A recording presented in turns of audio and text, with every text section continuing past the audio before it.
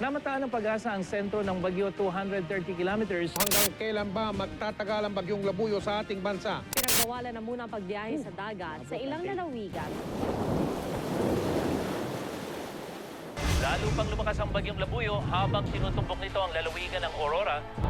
Ano? 2 linggo ka sa babuyan? Ay ma, kilala mo ako. Kahit anong bagyo, hindi ako umuurong. August 11, 2013, kasagsagan ng bagyong Labuyo nang iulat ang kanyang pagkawala. Alas mo, Kangkang. Ang matagal-tagal tayo magkakasama dito. Ay! Uy!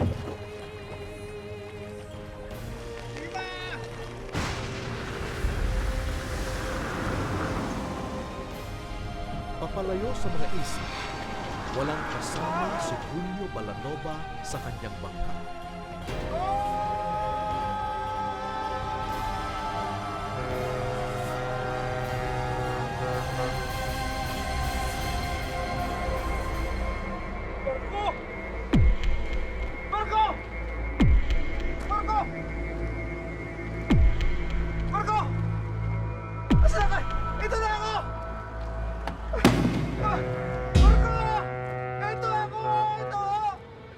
Ma, patay nga.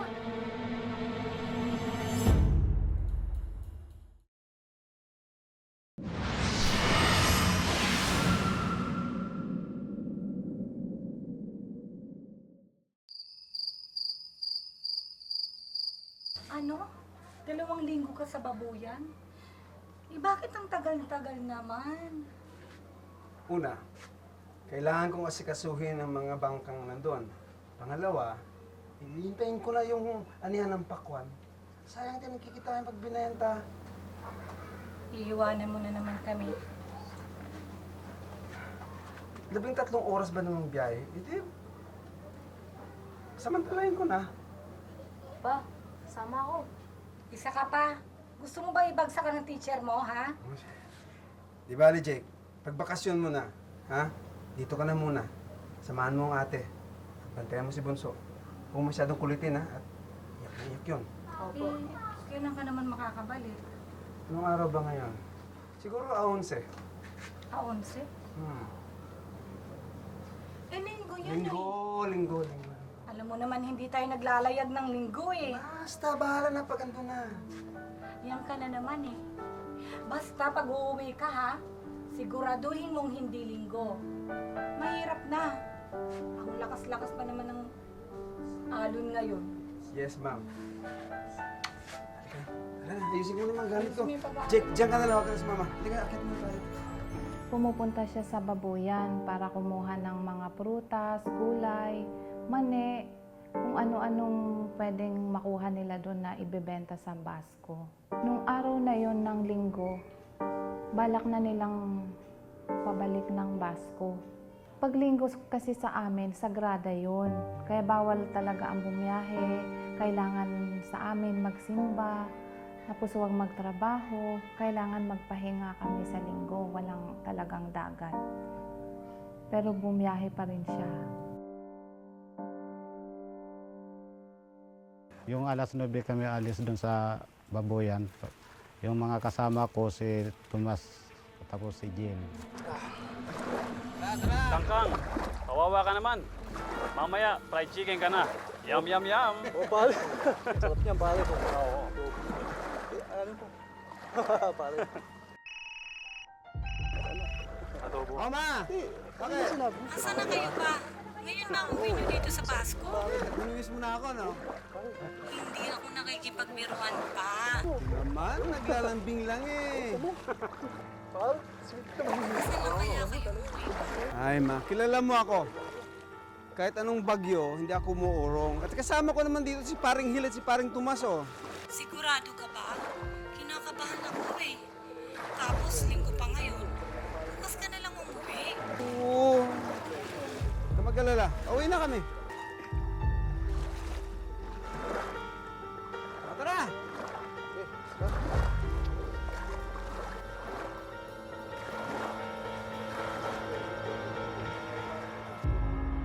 anak ni Kuya Julio ay 4, 3 babae, 1 lalaki. Kaya nagtatrabaho, nagpapakahirap sa dagat para mabuhay niya yung pamilya niya. Piloto ang tawag sa kanya kasi yung minamaneho niyang bangka, parang ferry na medyo malaki, pampasahero. Kasya yung mga 60 passenger dun. First time na ako bumiyahe mag-isa pabalik sa Basco. Supposedly po, bawal talaga ang bumiyahe sa amin mag-isa. Kaya lang, may kasama naman po siyang isang bangka, nag-convoy sila. 2 oras pa lamang nakakaalis ng Babuyan Island si Julio nang magpasya itong mag-refuel ng kanyang sinasakyang bangka. Dito na naganap ang isang aksidenteng magiging mitya ng mas mahabang kalbaryo sa gitna ng dagat.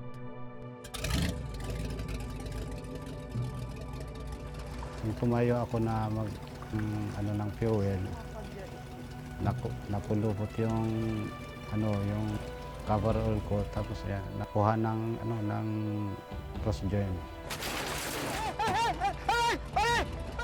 Tapos napunit yung cover oil ko.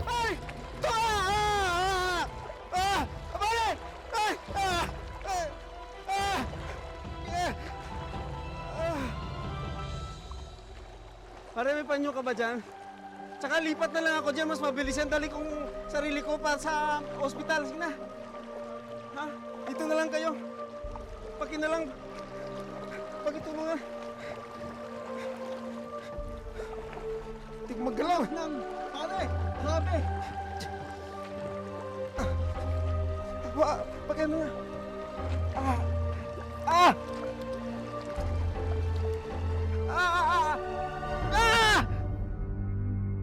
Maganda yung panahon nung nasiraan ako ng makina doon sa malapit sa Vana. Ako na lang dito. Kaya ko na to. Kaya ko na to. Sige. Nung nasugatan, hinintay niya yung mga kasamahan niya medyo malayo pa. Tapos nakiusap na pwede siya makipagpalit ng bangka dahil mas mabilis yun, mas malaki, para maaga siyang makarating ng Basco at ipagamot niya yung sugat niya. Nung nakipagpalit po siya ng bangka, sa sobrang pag-alala niya doon sa sugat niya, nagmadali. Naiwan pala niya yung bag niyang nandoon yung cellphone niya. Maraming gasolina to! Lulan ng mas malaki at mas mabilis na bangka, nagmamadaling umalis si Julio.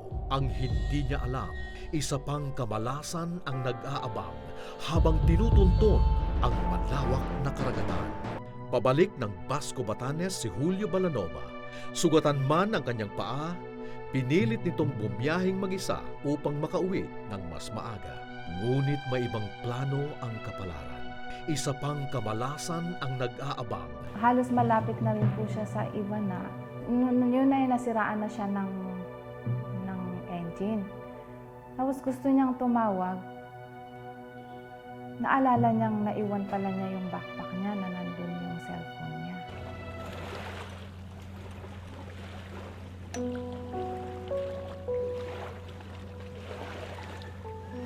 Bukan ko ulit, Kangkang. Pahandalin ko ulit. Kasal ka. Hindi tayo makakauwi.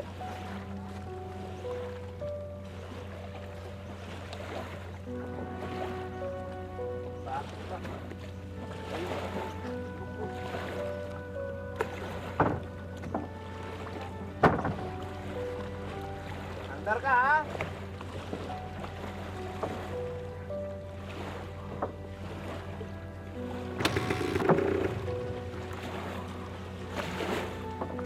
Lang, ha? Isama ka naman. Madilim na eh. Aray! Ha!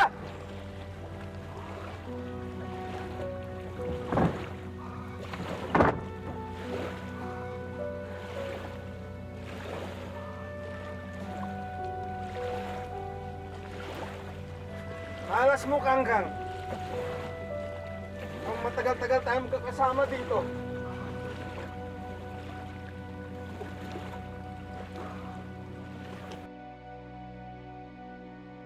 Binaba daw niya yung angkla niya, kaya lang maiksi.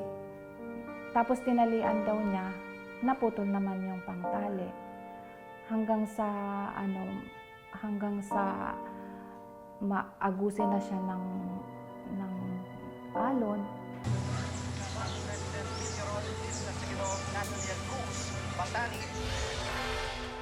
Salamat, Pia Jiggy.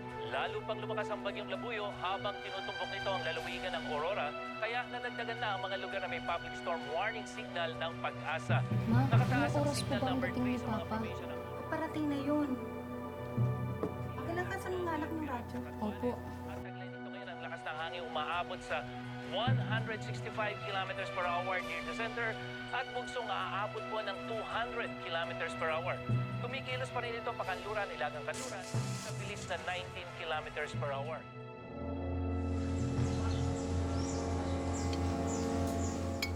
Mama, pwede na po bang kumain? Gutom na ako eh. Naku, mamaya na pagdating ng papa mo. Magtatampo yun sa'yo. Ang tagal eh. I-text mo nga, baka nasaan na. Kanina ko pa nga tinitext. Walang reply. Di miss call mo. Wala nga rin eh. Laging cannot be reached. Baka po nakapatay yung cellphone niya. Ano yun? Punta mo nga doon, baka yung papa mo na yun. Ma, si Mang Tomas, si Mang Il po. Pasok po kayo. Oh, bakit kayong dalawa lang? Akala ko ba kasama niyo si Julio? Sandali, sa kanya yung bag yan, di ba? Paano kunin mo sa amin? Ano? Nagpalit kami ng bangka, Mare. Dahil gusto niya makauwi ng maaga. May sugat kasi yun eh. Ano? Sugat? Bakit? Sumabit ang paa niya sa propeller. Ayun, nasugatan ang kanang binti niya at tita. Yan ang nga bang sinasabi ko sa kanya eh. Ang tigas-tigas kasi ng ulo niya. Ang sabi ko, bukas na siya umuwi. Pati yung sa text, hindi sinasagot ni Papa. Baka po pati yung cellphone niya. Paano sasagot yun? Iniiwan niya yung cellphone sa bag. Nakitsak mo nga.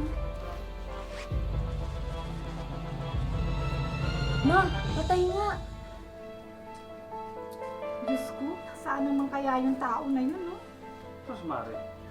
Hindi na kinasanay kay pare. Susampot din yun. Malay nyo, baka napadaan lang sa inuman.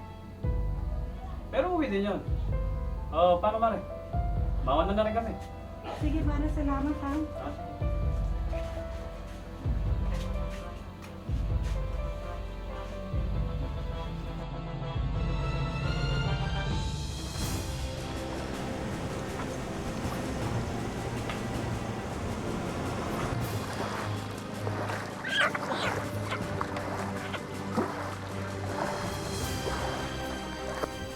Medyo lumalaki na yung alon ng gabi. Tinali ko yung katawan ko para hindi kami nung bangka. Hindi kami maghiwalay.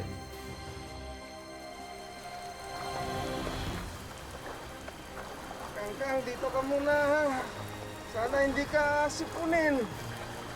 Diyan ka lang, tinali na lang kita.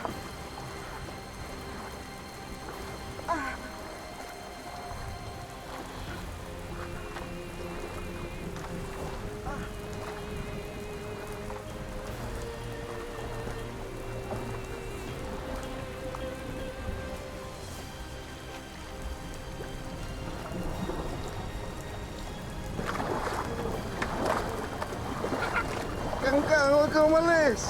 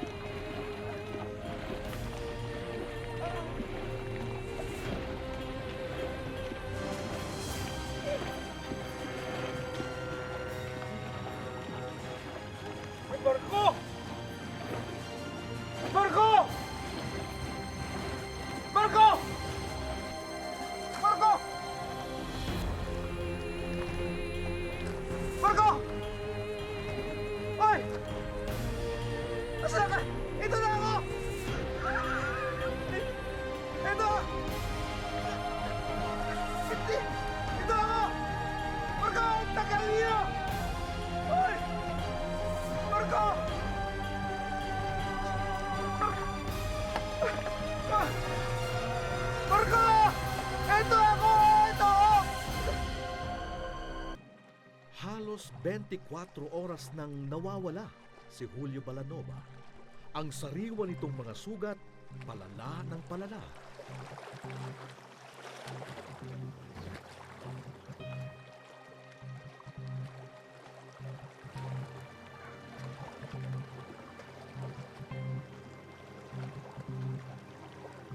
Huwag kang mag-alala, Kangkang. Malayo ito sa atay.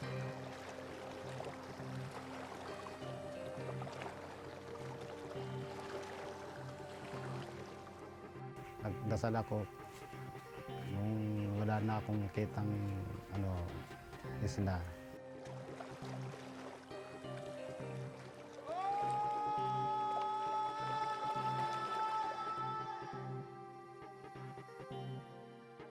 Sanay po kaming nawawala siya, pero mga 3 or 4 hours siya nawawala. Hindi siguro, delay.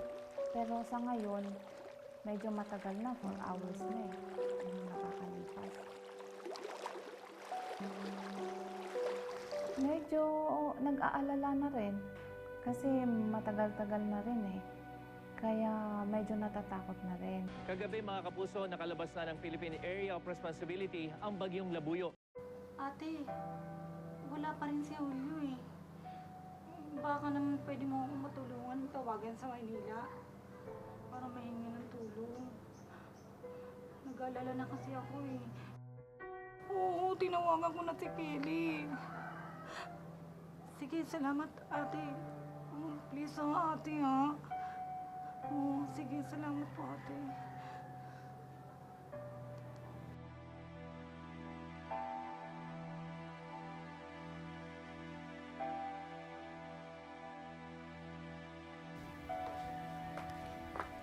Ma, nasaan na si Papa?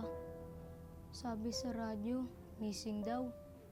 Pag missing po ba, hindi na babalik? Hindi anak, pabalik pa ang papa mo. At ligtas siya. Malakas ang kutob ko na ligtas ang papa mo. Kaya huwag ka mag-alala. Sige na, magpahinga ka na doon. Hindi sila tumitigil sa paghahanap sa papa mo. Baka nga po nasa ibang isla lang yun. Sana nga, anak. Hindi naging panganib para kay Julio ang dagat. Ang sabi nga ng kapatid nito, kilala na raw ng mga pating ang kanyang kuya. Ang higit na pinoproblema ni Julio, ang kanyang mga sugat at ang panganib na dala ng impeksyon. Magandang umaga, Kangkang.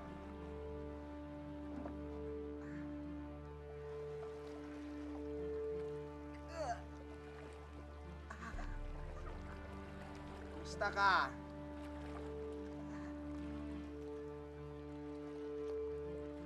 Kumustahin mo naman ako. Ako? Ito. Sakit pa rin mga sugat ko. Gusto mo ng saging?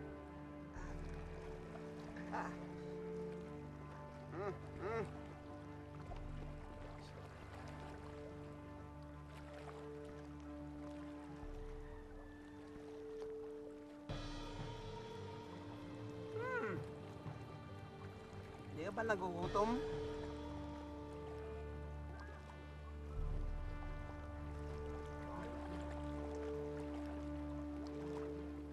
Kadat. Baka gusto mo.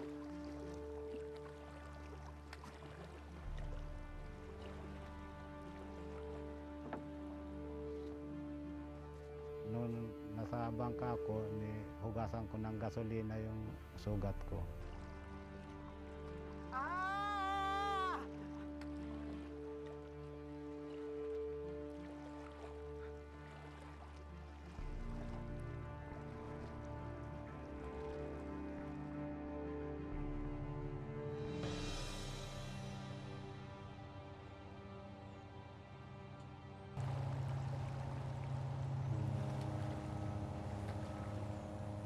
Kangkang?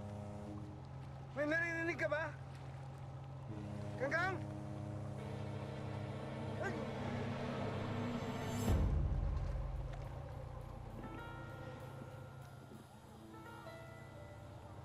Ako lang pala, Kangkang. Ako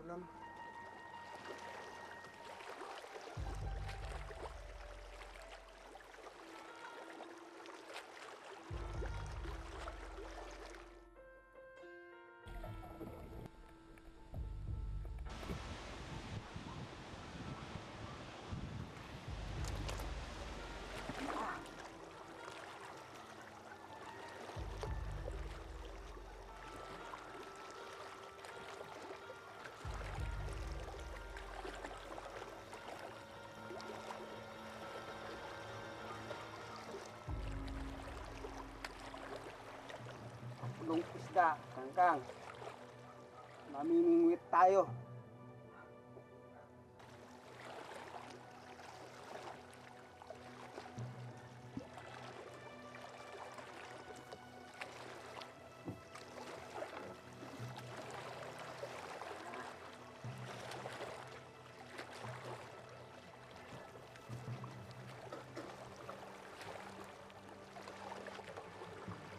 Relax ka lang. Tagal-tagal to.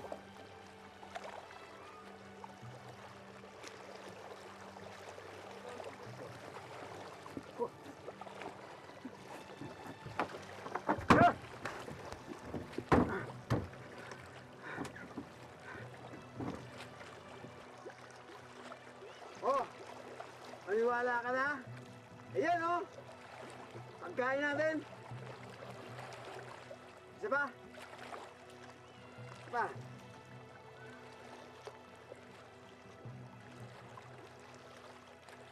Ang masarap ito.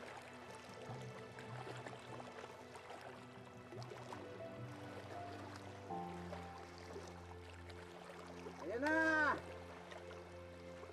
Marami yung nakita kong isda.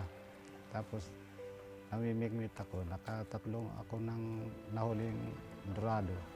Kangkang! Ito, isda. Ha? Bilad natin sa araw. Masarap ito.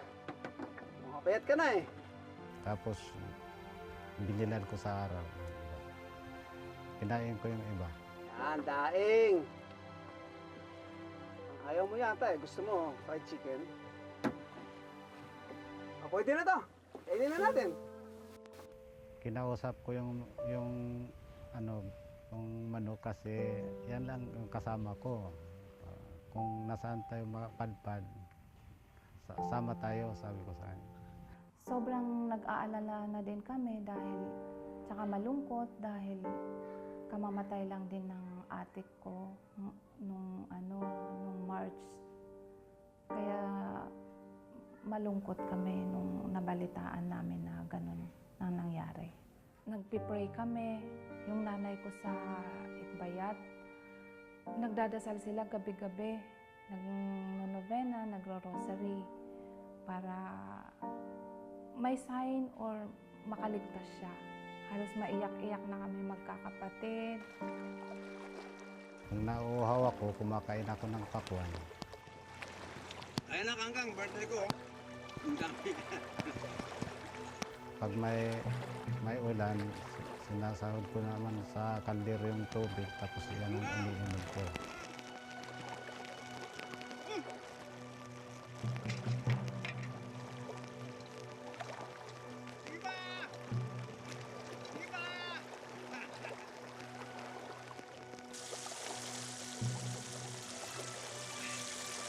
Oh, ako parang galit ka. Kulang mo sa akin to. Inom ka na lang dyan. Inom ka na dyan.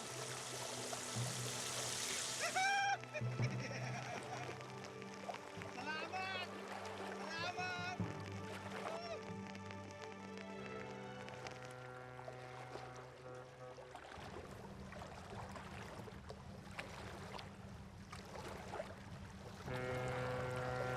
Yung barko! Barko! Oy!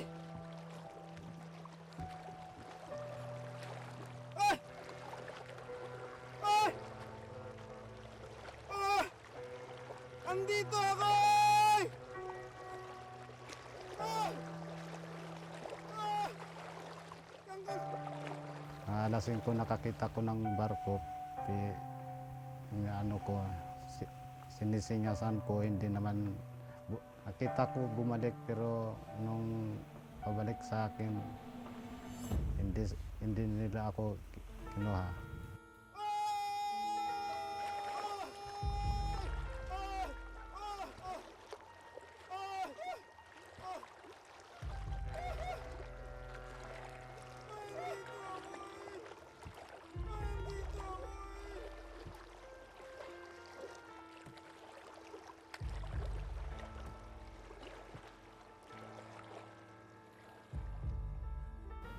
Hanggang hindi nila tayo nakita.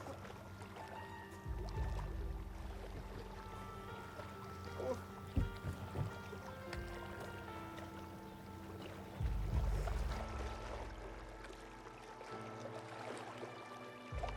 Nagdasal si Julio na sana'y may maligaw muling barko patungo sa kanyang kinaroroonan.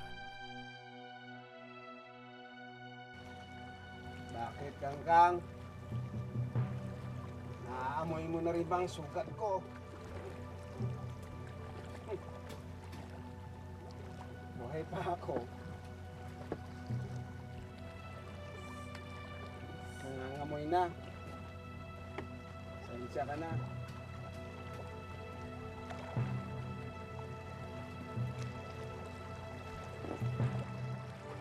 Ay! Ay!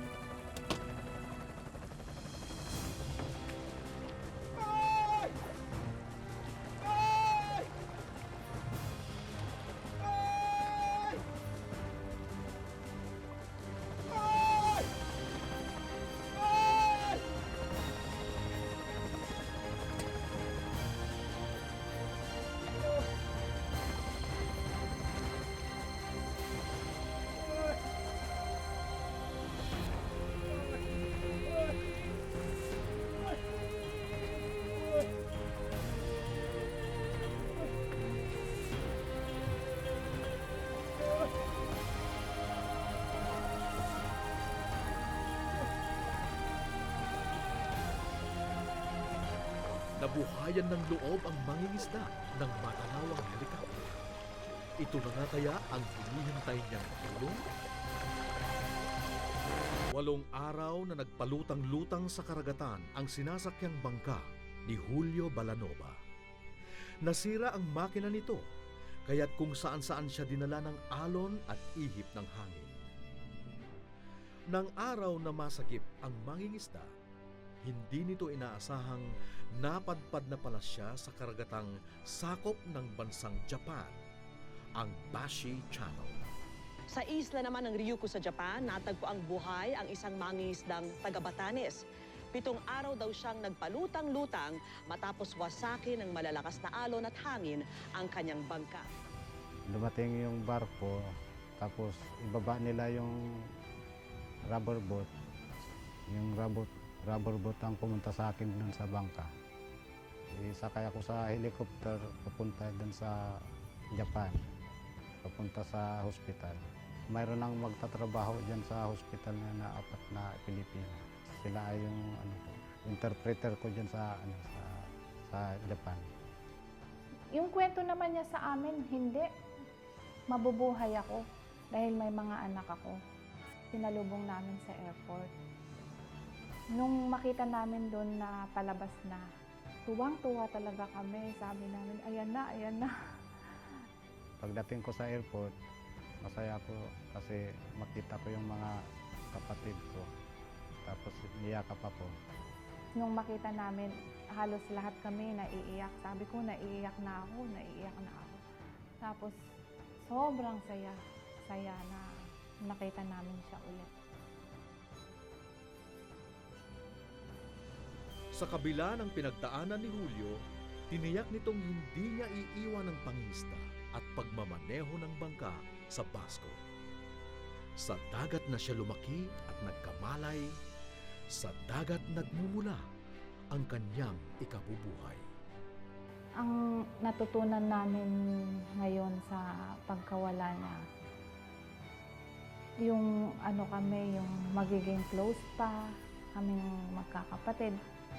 Close na din kami pero doon namin na naramdaman na miss namin yung isa't isa. Mamasa ko do ang waya do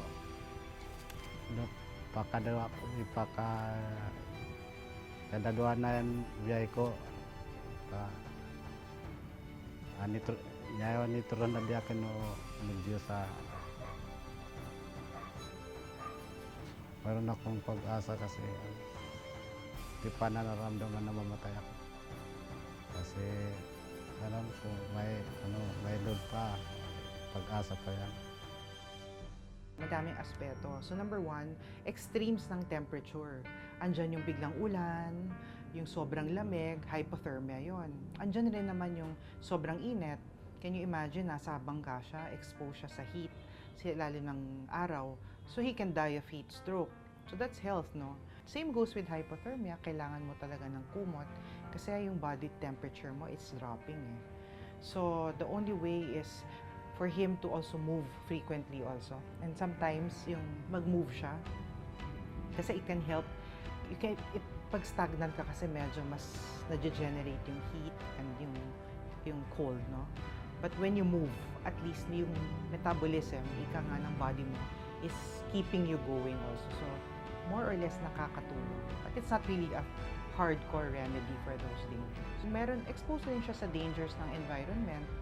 Pwede siya maging victim ng shark attacks or any marine animals na pwedeng mag-endanger sa life niya.